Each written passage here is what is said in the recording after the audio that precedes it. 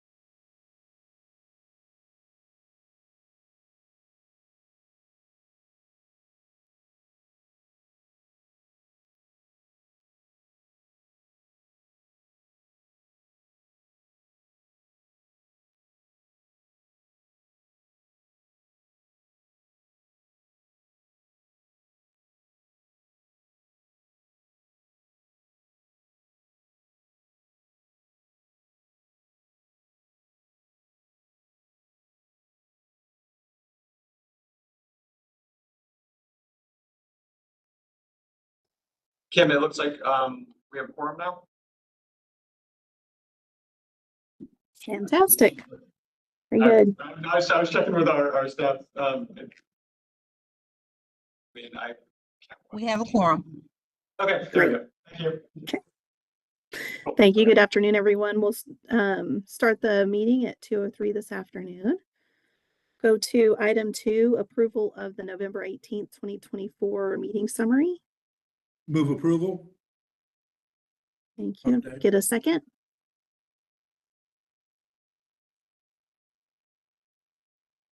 Anybody? Just Ed Collins, a second. Thanks, Ed. Okay. All those in favor, please say aye. Aye. Aye. Thank you so much. Okay. We'll move to our information and item number 3, discussion and update on the 2026-2029 project call. Ryan? Thank you. Can you hear me okay? I feel like the TV is really far away. So. Yes, we can. Okay, perfect. So I just want to provide a quick update on the 2026 to 2029 project call. I know we've got a few new TAC members, and so just want to remind everyone, this is the project call for TASA and CRP funding, which is Transportation Alternative Set Aside and Carbon Reduction Program funding. We have about $70 million with which to allocate to projects within the region. So we received 30 applications. The due date was in late December, on the 20th of December, and we received 30 applications with a total of $135 million worth of funding requests. And so we spent the last month essentially going through the first 2 steps. One is step 1, looking at eligibility and making sure that these are eligible sponsors and projects for those types of funds. And then we are knee deep in step 2, which is the readiness assessment. So the readiness assessment is probably the most important part, in my opinion. This is what determines basically that a project, should it be selected for funding, can actually move forward as scheduled, should it be selected. It's the most important part because it doesn't matter how beneficial a project is for the region if you can't move forward with it, with the funding. And so I do want to point out, this is, if you'll go to the next slide, please. So this time, the readiness assessment is essentially based off of TxDOT's local government project procedures. which is outlined in the guide to the project selection process. And so we're putting together a readiness assessment report for each specific project. And so what this is pulled verbatim from the guide to project selection and the local government project procedures. And it's an in-depth section by section analysis of the project's readiness, which ultimately leads to the readiness determination. So we're looking at 14 areas of the projects with 26 measures. Looking at such things as eligibility, we look at the schedule, we make sure that the cost estimate reflects the scope of work. All of these things, just making sure that these projects can actually move forward. Ultimately, the report will produce the readiness determination. We'll have a summary of the major aspects of the review, and then we'll also be providing recommendations if they're applicable. We want this to be a forward-looking readiness assessment, regardless if the project is considered ready or not. We're going to be providing recommendations on the aspects of the project that we reviewed. We will be, once we send these out, sponsors will be able to request a debrief with staff to discuss the results of the readiness assessment the following weeks after we release these reports. To go to the next slide. I think one of the important things is we want to make sure that this is an incredibly thorough process when we go through the readiness assessment. We also want to make sure that it's completely transparent. You will understand exactly why you scored or why your project was considered ready or why it was not considered ready. And I think critically, probably if it was not considered ready, you're going to want to know why. And so this is going to provide all of those details. It's incredibly important that we're transparent and consistent with everything that was provided in the project call. As we've gone through the review, we've completed about 10 of the 30 reviews. They take between 6 and 8 hours to complete each. And so out of those 10, not all of them are considered ready. And that's why I want to kind of bring this back to the technical advisory committee to kind of set expectations and let you know what's going on as we go through this process, the things that we're seeing. Because ultimately, when we do develop a recommendation, it will be coming back to the TAC for recommendations to the policy board. And so I think it's really important to get your feedback now here. If you have any questions about what we're doing and why we're doing it, want to know today. But a couple of things that we are seeing, the projects that are not being considered ready with that determination. The two main factors we're looking at are the project budget and cost estimate. Oftentimes the cost estimate is not reflecting anything in the application, or the project hasn't been developed far enough to have an accurate cost estimate. Funding requirements is another issue we're running into where the sponsor either doesn't have the match in place or the funding that is in place doesn't qualify because of the type of funding it is. Some other issues we're running into are the scope, the schedule hasn't been fully developed, or there's not qualified staff to manage the project, which to me is one of the most important things. If you don't have staff to manage these projects after selection, that's one of the most critical aspects actually that I've seen in my experience that determines whether or not a project is successful in making it to letting and being implemented. So anyways, we'll be providing further updates. That's really all I wanted to update. I know we've got a long meeting today and wanted to give everyone time to get through all the other stuff, but that's where we are today. So if you have any questions, please let me know. And Ed, I see your hand up. I was going to call on you actually. Oh, is it okay, Emily, to talk? Please, Ed, go ahead. Okay. Hey, so I saw the assessment, but are those projects that are kind of meeting some of those criteria, are they worthwhile projects? For all of them? Sorry, the volume on the TV. Some projects you say run into situations where they don't have a schedule or matching funds or such. That are those worthwhile projects? And that's a good question. We haven't gotten to that part yet. I mean, that's what the evaluation factors will consider. So right now, we're just looking at whether or not it's ready or not. If it's considered ready, that's when we go in and look at the benefits. So that'll be that's the third step of the process. Right now, it's not an assessment on whether or not a project's valuable to the region. Subjectively, that's something just reviewing it, getting familiar with these projects. I can say that probably not of them all are, but that's what the process is going to suss out. We're going to look at the data and how it supports the regional goals. I mean, that's what the whole process is. So, yeah, can you kind of give a summary of the 30 projects that they may be grouped as different types of projects, like ITS or maybe TDM? But can you kind of give just a general summary of what the 30 projects consist of? Yeah, it's a pretty mixed bag actually. I'd say most of them are probably like shared use paths, active transportation types of projects. I'd say that's probably 2/3. We do have some TDM-like projects that have been submitted, as well as some roadway projects as well, and a couple of planning studies too. So kind of a mixed bag, but I'd say most of them are all looking at trails and active transportation additions to roadway projects and things like that. So Okay, thank you. Appreciate it. yeah, thanks. Thanks, Ed. Anybody else have any questions? Good. Okay, see any? Thank you, Ryan. We'll move to item 4, presentation on the draft 2050 Regional Transportation Plan. And Will, I think you're taking that. Yeah, thank you, Emily. This is an information item on the draft 2050 RTP. The draft document has been included in the TAP agenda backup for your review. So previous presentations on the RTP have included an overview of the purpose and timeline of the RTP, a summary of the project call process and the projects that we received from sponsors through that process. And we also had a few TAC meetings covering a review of revenue estimation methodology for fiscal constraint and the findings of that estimate activity. So this updates over the past 2 months, CAMPO and consultant staff have been reaching out to project sponsors to coordinate on the fiscally constrained project list. Through that process, you've already been briefed on the projects that appear in the draft 2050 RTP for your agency, both constrained and illustrative.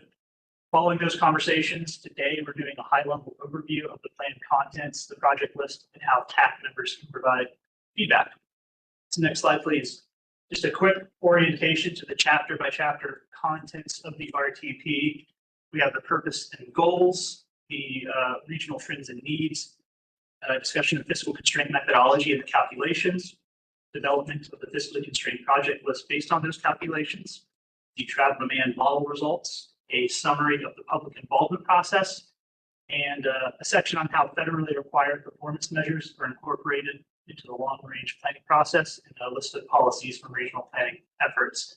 I'm not going to go through all of these sections today. I'll let you review the content that we've provided to you, but we're going to cover a few of these topics in a little bit more depth today. Next slide, please. Goals and objectives. I'm sure you're all familiar with these through the 2050 RTP project call process, so I'm not going to go through these line by line, but these goals and objectives were established by the Transportation Policy Board for the 2050 RTP, include some minor language updates to follow guidelines from the Infrastructure Investments and Jobs Act. Next slide. These goals and objectives were used to evaluate submitted projects for the prioritization of fiscal constraint through state and federal funding sources. Next, a little bit on the trends and needs section of the document.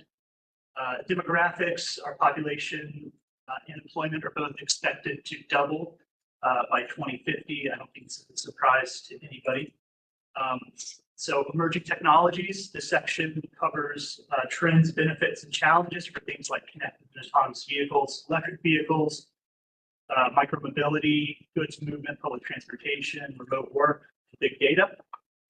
The system performance review, this describes federally mandated congestion management processes and the existing multimodal transportation network.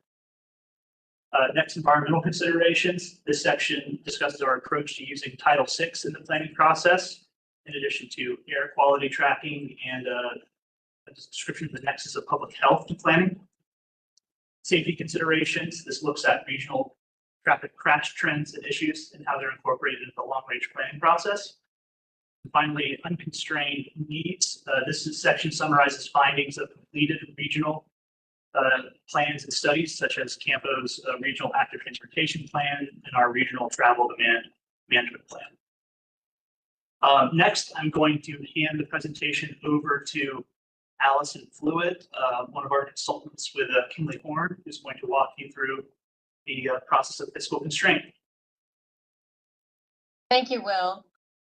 And we've had the opportunity to speak with you all about some of the elements of arriving at our fiscally constrained project list in the past.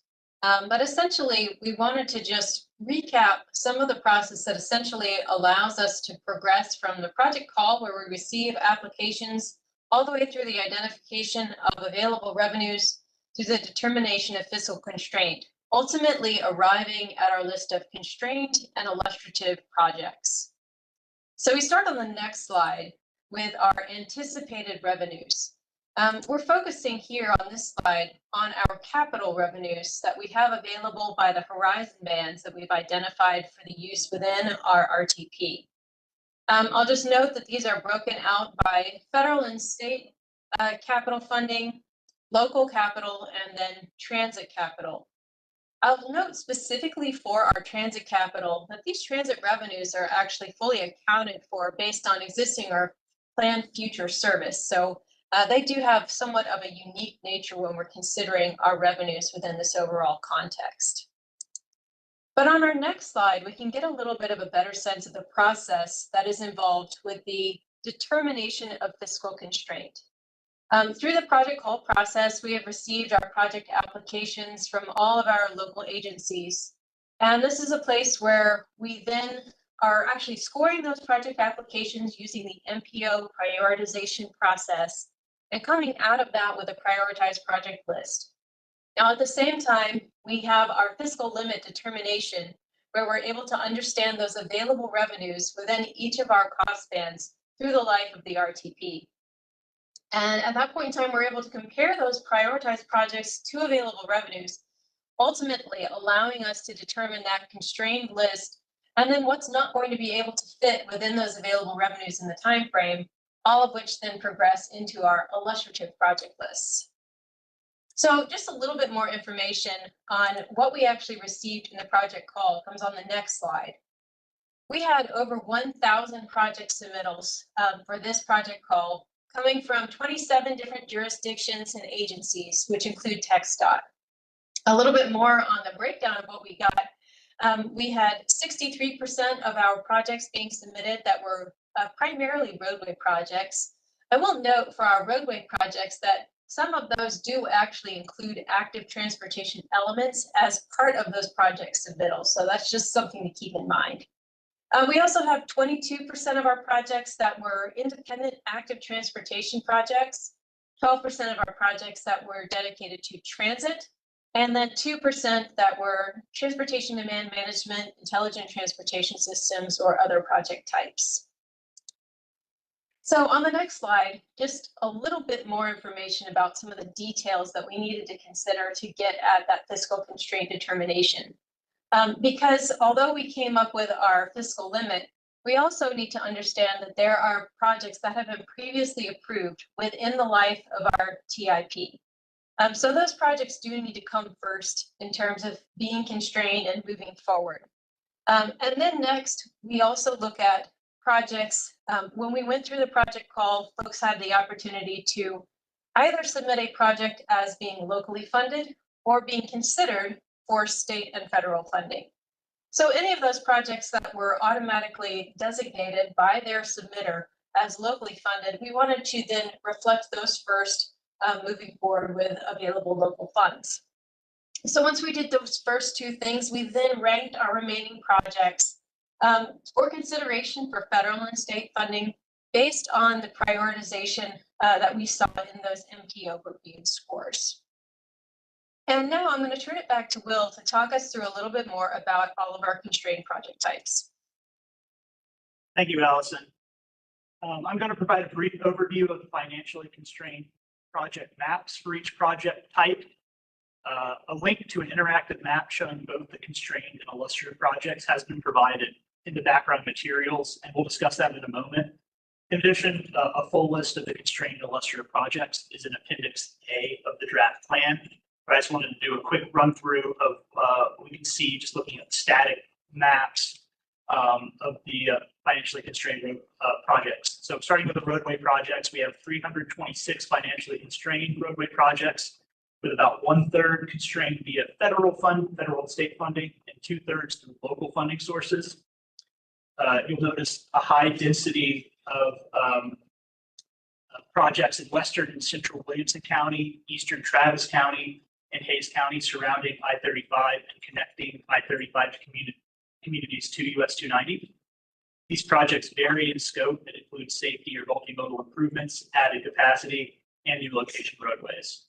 Projects in Burnett, Bastrop, and Caldwell County are primarily improvements to existing textile facilities, though some new roadway connections are also on that list. Next slide, please. Transit projects, we have 108 financially constrained transit projects, in addition to phase 1 light rail and new frequent bus services in central Austin. You'll also notice planned express bus routes connecting both smaller cities to the central part of the region, as well as routes connecting smaller cities to each other. This list also includes pickup services in a lot of smaller communities, as well as new and upgraded transit centers and park and ride lots. Next, active transportation. We have 146 financially constrained active projects. The majority of these were submitted by and are within the city of Austin and include complete streets, safety improvements, and urban trails projects. But we also have active projects for many other jurisdictions, including Georgetown, Leander, Cedar Park, Travis County, City of Bastrop, Utah, and San Marcos. Regarding these projects, as Allison kind of alluded to earlier, I sort of mentioned that in addition to these active projects, many of the roadway projects also include active transportation components. And while some of the project descriptions for roadways do not necessarily call out active transportation improvements in the description, local standards will require that active transportation accommodations be built or be included as part of the design process. And so the omission of that language in the plan project description does not necessarily imply that those facilities will not be included in the project. And that's a note that we have if you look at the online map. Next slide, please. ITS projects, studies, and then projects in the other category. We have a handful of these spread throughout the region. Other projects are those that don't fit one of the other project types described in the project call process, and both of the ones shown in this map are from discretionary grant awards. I also want to note that several of the projects that appear on this list were not necessarily tied to a geographical location, did not have a GIS file provided, so these don't appear on the maps. An example would be a project that would be a programmatic improvement at locations that are not yet identified, such as improving traffic signals, certain number of traffic signals, or maybe looking at citywide traffic control improvements. Next, I'm going to provide a brief overview of the web map viewer that we prepared for the constrained and illustrative project lists. Here you can click on the link to go to that map, or you can also access it from the background materials. Just a couple points to make before you start zooming around and checking out the projects that are included. So at the top, you'll see that we have tabs for both the constrained project list and the illustrative project list. You can scroll between them to look at ones that are either illustrative or constrained. Next slide, please. You have the ability to turn on and off layers. If you click on the little blue stack highlighted in red there, you can make a layer either visible or invisible by clicking the eyeball icon. In this screenshot, I've just made all transit projects visible while making all the other project type layers invisible. I also want to note here that you can turn on and off city limits as well, if that helps you conceptualize where projects lie. Next slide, please.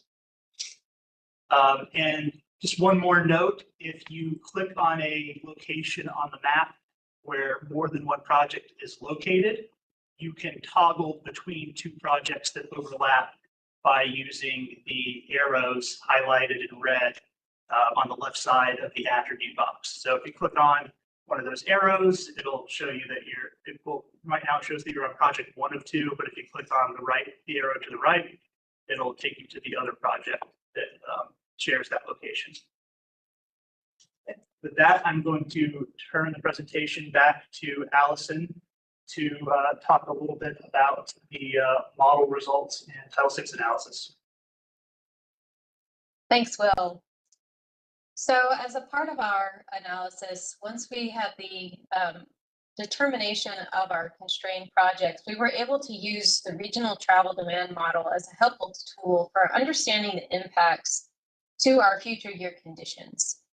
So for this, we were able to look at our base year of 2020, as well as our 2050 no build conditions, as well as our 2050 build, which included those constrained projects.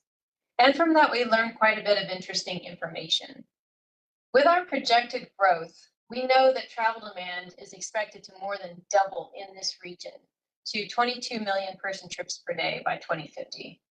And we also know that when we're thinking about only the existing and committed projects, by 2050, the travel congestion is going to increase to more than twice the current levels. So one of the good takeaways that we had is when putting in our build scenario, those identified improvements in the constrained RTP represent a reduction of more than 28 million vehicle miles of travel per day. And that's in comparison to that future year no build condition. And what that essentially means for us is that by implementing our constrained projects, we're able to maintain a consistent level of vehicle miles traveled per person with what we experience in our base year. And that basically means that the average person doesn't need to travel any further for their daily activities under the build scenario than they currently do. Basically, the VMT is tracking with population growth in our build condition, but it's growing faster than the current rate under our no build condition. So we saw that as a very encouraging sign that our build condition constrained projects are responding in a positive way and addressing many of the needs that we see regionally over our system. Moving to the next slide, I also wanted to touch on our Title VI analysis. As you go.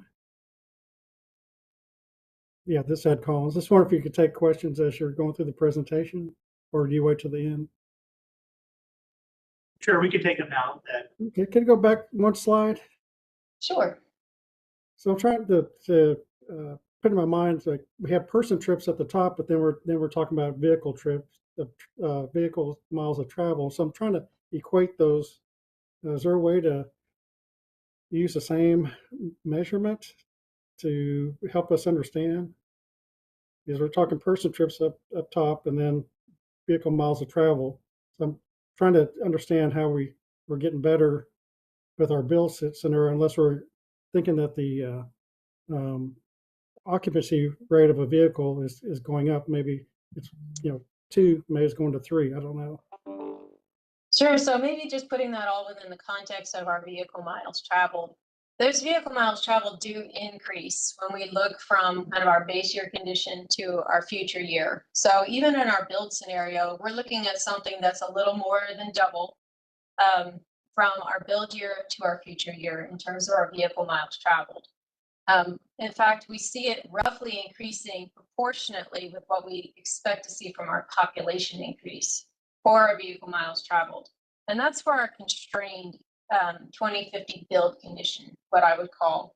I think the point that we wanted to make is that when we don't have those projects that we are proposing as a part of this RTP, that actually exceeds population growth. So we expect to see a VMT that's going to increase at a disproportionately higher rate than what we see for our population increase.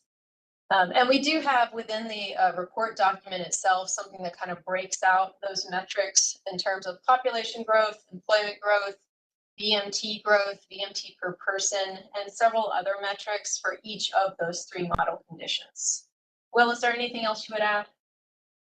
Yeah, so Ed, I think your question is you just sort of want to see what person miles of travel might look like as well, what sort of reduction we might expect in terms of PMT rather than just VMT. Look at you, Greg, if that's an output of the model. I don't believe that is an output, but I'll check as soon as this is over. Sure. And I would expect to see that number be greater than just VMT alone, because I do know one of the stats we pulled out for the model was related to miles of HOV travel, and it increases significantly in the build condition. Especially compared to existing, because we essentially don't have any the HOV lanes at the moment, right? And I would expect that we also take into account any sort of mode shift that might occur in the central part of the city due to increased transit, that might also decrease overall person miles of travel. Yeah, thank you. I just want to have apples to apples comparison, so that it's a little bit easier to understand what's happening, because using two different measures and then saying we're doing better at one, which is good, but I just would like to. It's easier to explain, I think, if you do apples to apples comparison.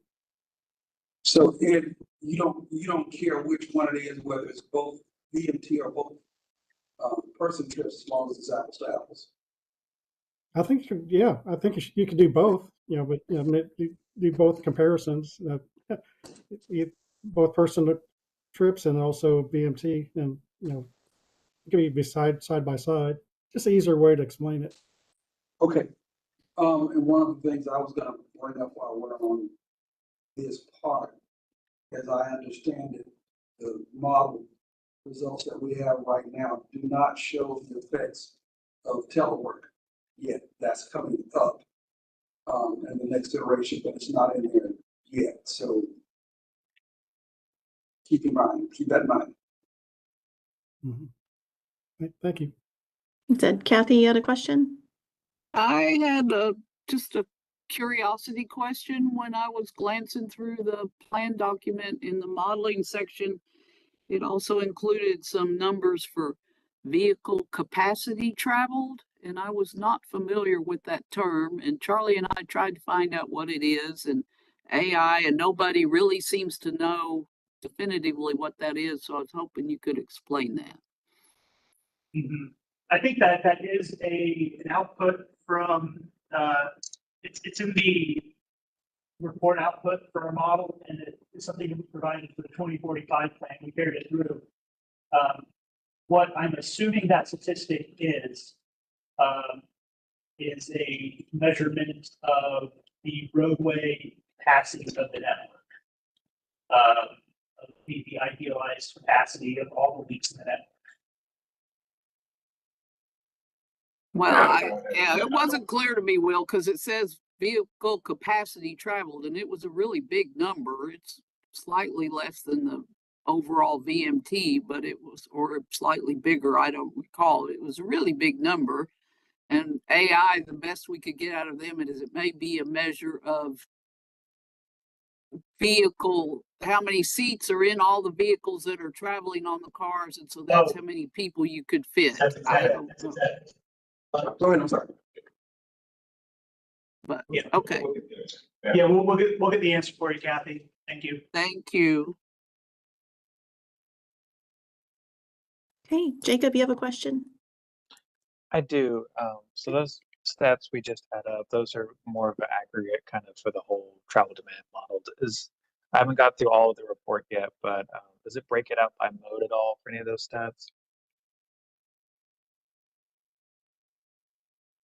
No, in the report, these are definitely aggregated across the region and across all of the modes.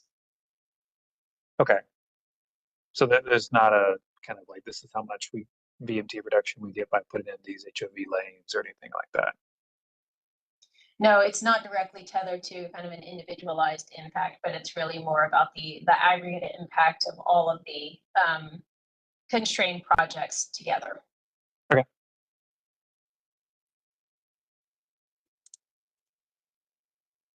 Thanks, everyone. Allison, on to Title VI. Very good, thanks.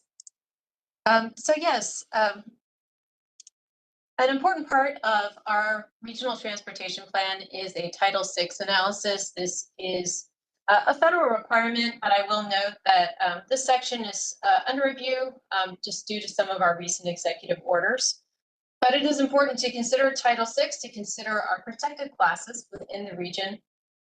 And as something that is, I think, a unique consideration for our region, we are also looking at the additional consideration of vulnerable populations. This was something that was done also in the previous RTP. And the definition of that for this area is to include minorities, low income, seniors, persons with disabilities, zero-car households, and persons with limited English proficiency. And so on the next slide, we wanted to provide some highlights of what we found when we took a look at those vulnerable populations. We did that consideration and analysis broken out by our vehicles and also by transit riders. And we wanted to understand the impacts for vulnerable populations in comparison to our overall population for the region, in comparison for trip lengths and also for travel times.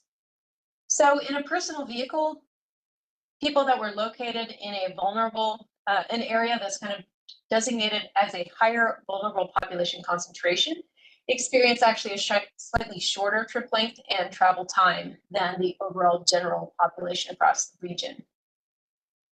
And in transit riders, we actually kind of broke this out for two components of a transit trip, the walking component and then also the transit ride itself. So for the walking portion of a transit trip, vulnerable populations actually experience a roughly equivalent walk length and slightly shorter walking time.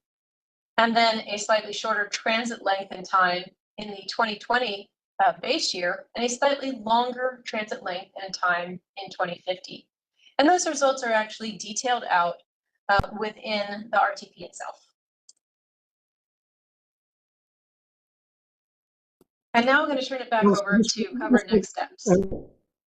Collins again. I found the comment interesting about the executive orders, but wouldn't this be something we would be doing anyways, regardless of Title VI, as far as want to know information that would help us in our transit planning and other activities? And so hopefully we kind of look at it more as a planning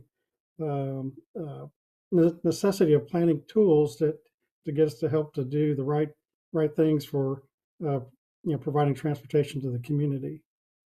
Yeah, that's a great comment. I think that the thing we wanted to be sensitive to is simply the definitions of how some of these things are being looked at and maybe some of the recent executive orders. There were also some disadvantaged population definitions that had been used in previous administrations that are maybe being re-examined and looked at in different ways. The vulnerable populations definition, as I mentioned, was something that has actually been used and carried forward in this region in the past. And so we wanted to be sure that we were noting that specifically, but we may also be looking at Title VI in other ways. As you mentioned, that is something that is a federal requirement, and we just want to be sure that we're doing that in the way that's most appropriate for the region.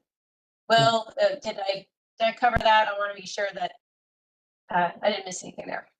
Yes, and Allison, I just want to assure you that the analysis of vulnerable populations is a similar methodology to what CAMPO performed for the 2045 RTP. So we're continuing to look at these sort of demographics through the lens that we previously used. Okay, thank you for the explanation. Jacob? Yeah, when we talk about how the transit length and time is increasing in 2050, is that due to more trips on longer services or due to the fact that some of that transit's getting stuck in the increased congestion, therefore taking longer to run? Jacob, that's a very good question. It might require a little bit more analysis to get you to get an answer on that, looking at some of the more detailed outputs. But my guess on part of that would be there's a significant increase in high capacity transit in the central part of the region, particularly through phase one light rail. And if you look at that and compare it to the zones that we tagged as vulnerable, there are some zones that are vulnerable within that high capacity corridor, but a lot of the zones are not. So it might be benefiting folks that are not considered part of that vulnerable population. Another element here is that high capacity transit would still benefit people that are that could be part of a vulnerable population, but I don't know if the underlying bus network has really been updated within the model to reflect how it'll integrate with phase one of the light rail. I know that Cap Metro is still doing their 2035 transit plan. I think that's a big component of what y'all are doing. So perhaps the model results look a little bit different after that plan is complete and a modified somebody takes our model and inputs that new underlying bus network into it. These results might be different. Yeah, I think if we have more regional transit services, then that's going to increase the length just because of the distance that those services are having to cover. But if it is something where our existing transit network and even what our future transit network is just taking longer to get around because it's stuck in traffic, then we may need to look at, are there any roadway enhancements that could speed up that travel time for the services? Thank you, Jacob. Next, I'd just like to walk folks through the timeline, the next steps in this process, and how to provide feedback on the draft plan.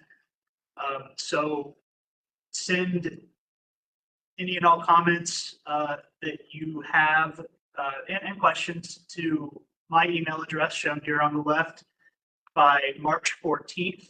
That'll be the deadline for TAC feedback. This is just so that we have some time to incorporate comments into the final plan, which we will be bringing to TAC for information on the 24th. But stacking up a little bit in the timeline, after this information item, we'll be presenting a similar information item to the board on February 10th. Following that, we will begin the second round of public outreach, which will run from February to April. Like I mentioned, the deadline for feedback from the TAC is March 14th. We'll be returning to the TAC with an information item on the final plan on March 24th. Following that with a board presentation on the final plan for information on the 14th. We'll come back to the TAC for a recommendation on the final plan on April 28th. And then with that recommendation, go to the board for action on May 12th. And with that, I'm happy to open the floor for questions. Thank you, Will. Does anyone have any questions or comments? I Sorry. Hey, I always like to encourage y'all to maybe consider, what happened during the 5 years of the 2045 plan now to this 2050 plan.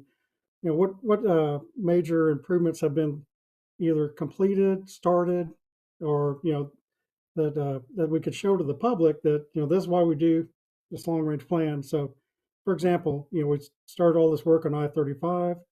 There's a lot of work that's going on 183 for the toll road from Mopac north, and and then there's other smaller projects that maybe combined together about how many bicycle lanes have been created, how many linear feet of sidewalk or miles of sidewalk.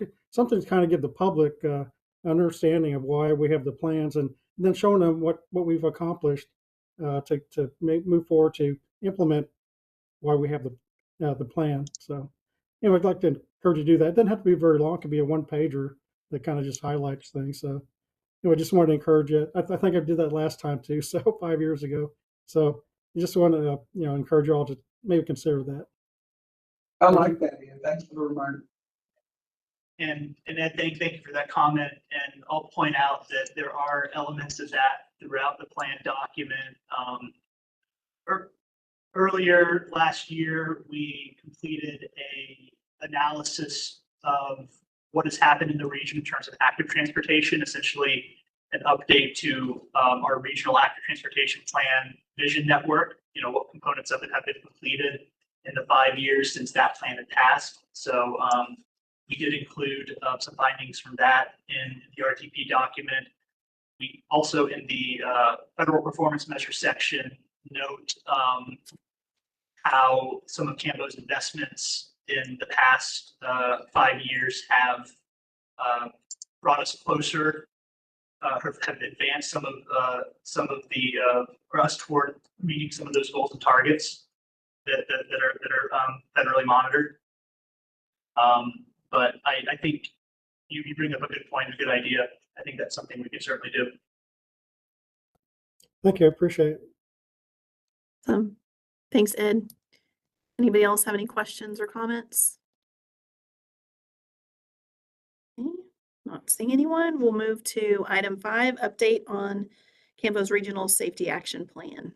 Get that over to Nick. Yep, thank you, Emily. Just before we begin here, I wanted to once again thank all the task force members helping us out. Their input has been great in this project so far. We look forward to working with them. Continuing on, just a little bit, our update today is mostly just going to be on the progress of those kind of task forces. And as you can see here, the road ahead, I'm going to hand it off now to our consultant, Brian Chandler from PKS Associates. Hey, Brian. Hey, thank you, Nick. Good afternoon, everyone. My audio coming in okay? All right, thank you. Yes. Yeah, good to be with you again. Yeah, thank you all for the opportunity. Could you mind going back one slide really quick on the... Yeah, thank you. I just wanted to give a quick overview of even what we're doing for those of you who maybe are new or haven't been involved. This is the Regional Safety Action Plan that we're focusing on here over the next several months to identify traffic safety needs and then address those with projects and strategies. You can see with kind of the highlighted piece where we are right now is in project and strategy selection and prioritization at the county level. We're developing a series of 5 county level safety plans within the counties that are not Travis County. Travis has their own separate and parallel process going at the same time. So we're in the middle of that. And then our next steps here as we get into the winter or continue through the winter are our policy recommendations and then another round of public engagement. Next slide. Thank you. The first step that we have taken is looking at our safety needs. I'm doing that in a couple of different ways. One is through crash data analysis, looking at the crashes that have occurred in the past. We identified both a hotspot locations, we call it the high injury network, also a systemic look at those crashes, looking at crash types and contributors. And then secondly, we've been going through a public engagement process, soliciting input from the community, being sure that we're receiving what their kind of needs and concerns are from road users in the area. Quick check, Ed, you've got your hand up. I want to see if that was lingering from before.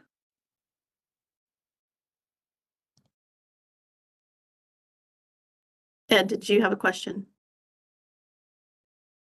I think it was lingering. All right, no worries. All right, a couple of the slides you'll see from me today are going to be examples from one of the different counties. This one happens to be the Williamson County crash, just to provide the crash data, just to provide an example. And what we're looking at here are proportions of certain contributors or elements of that crash, kind of indicators from the crash report of fatal and serious injury crashes. So these are crashes that resulted in at least one person who was either killed or seriously injured. An important piece of this is that these attributes are not mutually exclusive. So you can have a situation where, for example, there's a crash that occurred in dark conditions that was also at an intersection. It would show up on both of these lists. What you can see here is we have some of these top emphasis areas. These come to us from the TxDOT Road to Zero plan. And these are the areas that we tend to focus in on to determine what some of the most common contributors are. And these vary a little bit from county to county. And it allows us to determine then where we could take a look at the types of crashes that we should be addressing with our projects and strategies moving forward. Also note here, sorry, before the next slide, it's a combination of some of these are location specific. You can see like at an intersection or someone departs the roadway or departs their lane. And then other ones are more behavioral related. So alcohol and drug involved in that crash by the driver or distracted driving or not using a seatbelt for a child car seat. Now, next slide. Thank you. And then secondarily, this example now shifting to Bastrop County, just to provide a different county example. This is where we're looking at those high injury locations. So this is a map showing those locations within the county, both on county roads, city streets, et cetera, that have had the highest number of injuries. And we looked through kind of a combination, looked at different ways to take a look at that, gave a different severity rating to the different severity of injury, and then used that to identify those locations of greatest need in terms of past crash history. Next slide. We did a very similar thing, also looking at segments. And so in this case, we're looking at injury crashes. In this case, we're not looking at intersections. We're specifically looking at non-intersection crashes, and then looking at that severity and then normalizing that by mileage. So picking segments where the number of or the severity of crashes per mile is the greatest. And that shows up on a map like this. And then next slide, please. Then we bring all that information. That's kind of the bad news story, bringing all that together and connecting those safety needs that we've identified through the crash data, as I showed on those 3 slides, also the community input we've received, and then connecting those safety needs that we identified to improvements. We've been working on safety improvements for a long time in traffic safety.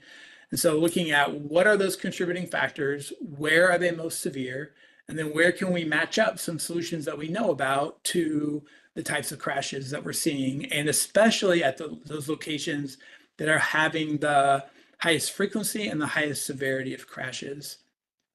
Secondly, we've been bringing those potential improvements to our task forces.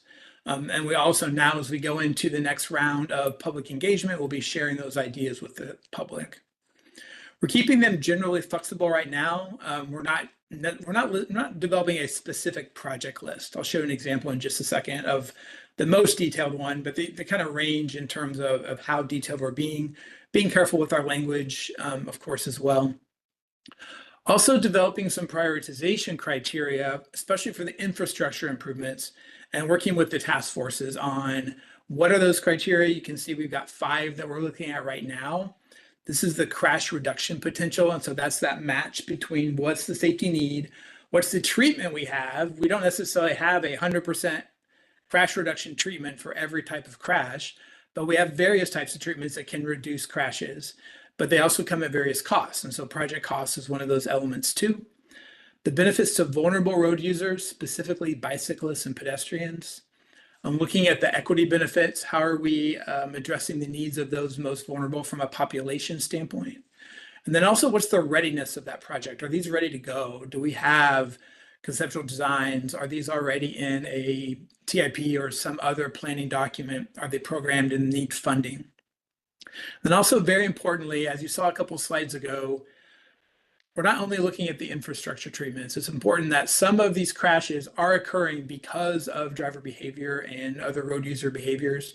And so looking at behavioral strategies as well. So we've gone through an exercise to take in each of our county level plans, going through what are the specific safety needs, what are those highest proportion crash types, and then matching those up with some behavioral strategies that are available to us as well. Next slide.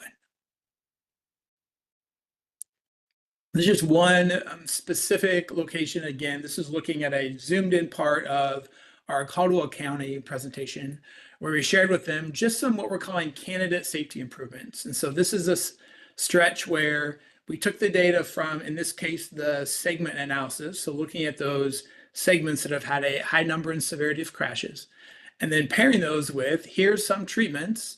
These are specifically from the Texas Highway Safety Improvement Plan documentation. So these are project types that are approved by TxDOT and can be used for HSIP funding, if that's a funding you're familiar with. And then bringing this was essentially a draft map that we brought to the task force during the Caldwell County Task Force meeting, and then had that conversation with them. I think important to note that this is a brainstorm exercise.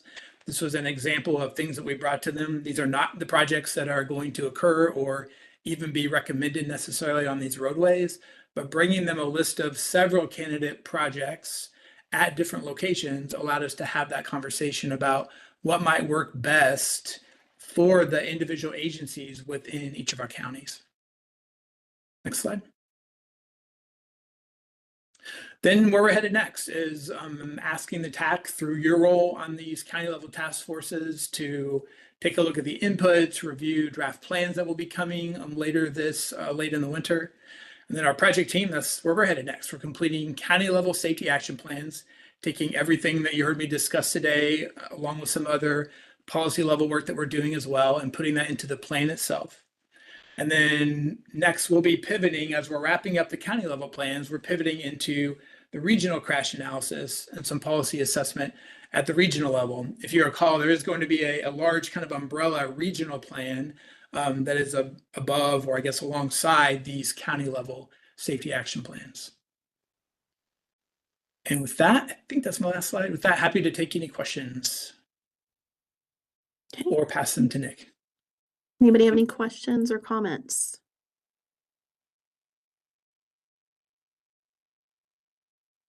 Not yet. Okay. Thank you, Brian and Nick, for that presentation. Thank you. Okay, next we'll move to item 6, report on transportation planning activities. Turn this over to Nero. Thanks, Chad. So, Chair, this is Nero, Data and Operations Manager for CAMPO. I'm just giving a quick update on our annual obligation to adopt performance measures, federally required performance measures. Every year we have to adopt PM1, which is safety, and every other year we have to adopt PM2 and PM3, which refer to pavement and bridge condition, in addition to traffic safety, transit and transit asset management. Due to a communication or miscommunication between us and TxDOT, we weren't able to have those numbers in time to have it in the backup material, but we'll send it out after this meeting. And then at the next TAC meeting, it'll be in the backup material for you all to see before we make a recommendation to the full board. But if you have any questions when you see the report, please feel free to tell me at your leisure. The update is pretty short actually, because the targets have remained unchanged from the year before. So last year, I think the safety targets were 3,046 fatalities over a 5-year average. TxDOT is maintaining that average for FY 2025. That's for the entire state, for the region. So that is essentially my update. We will again send out the report. If you have any questions, please feel free to contact me. And we also have an update from Joyce. Thanks, Chad. So just an update about upcoming TAC meetings. We are working to transition from WebEx to Teams. When we first started using WebEx back in 2020, that was the platform we had used for a while, but I think Teams is becoming the preferred platform. So we're working through a few IT logistics to make that happen, hopefully later this year. In the meantime, we're going to send out holds for the TAC meetings. And then once we have the platform ironed out, we'll either send a WebEx appointment for each meeting, or it may be a Teams meeting, and it may shift halfway through the year. But for now, we're going to send out holds so that everybody has the TAC meetings on their calendar for 2025. And once those specific meeting platforms are figured out, then we'll send those meetings out and cancel the holds. So we just wanted to give an update on the logistics of how that's going to happen.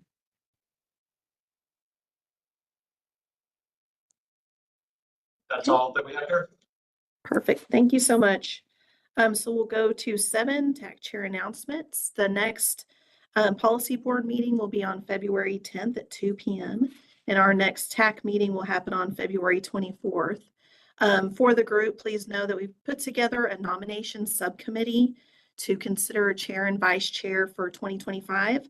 I want to thank Amy, Angela, and Mike all for agreeing to serve on that subcommittee. They'll be taking any nominations or considerations for the chair and vice chair for TAC for 2025. And then we'll ask TAC at our next meeting happening on the 24th. That'll be an action item for that meeting. So with that, I think we're good for today, and we'll adjourn the meeting at 2:59. Thanks, everybody.